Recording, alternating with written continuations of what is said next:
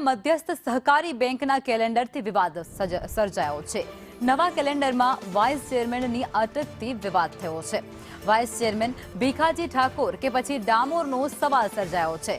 વર્ષ 2024માં ચૂંટણી લડવા માટે ઠાકોર અટક દર્શાવવામાં આવી હતી અને એ પછી ભીખાજી ડામોર તરીકે ઓળખ ધરાવતા હતા।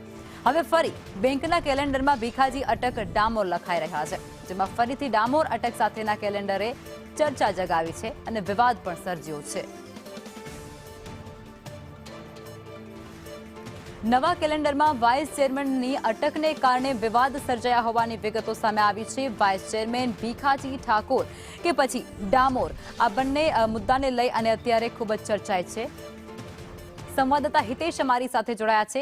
હિતેશ, આ નવા કેલેન્ડરમાં વાઇસ ચેરમેનની અટકને લઈને વિવાદ સર્જાયો છે, ઠાકોર કે પછી ડામોર, શું વિગતો?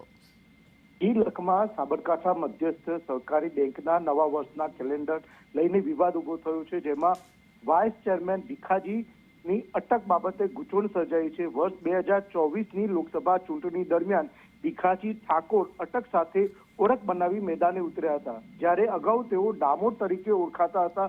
હવે બેંકના નવા કેલેન્ડરમાં ફરીથી ભીખાજી ડામોર તરીકે નામ દર્શાવતા ચર્ચા તેજ બની છે, કારણ કે ડામોરના બદલે ઠાકોર અટક સાથે ચૂંટણી લડ્યા બાદ ફરી ડામોર અટક વપરાતા રાજકીય અને સામાજિક વર્તુળોમાં અનેક સવાલો ઉભા થયા છે।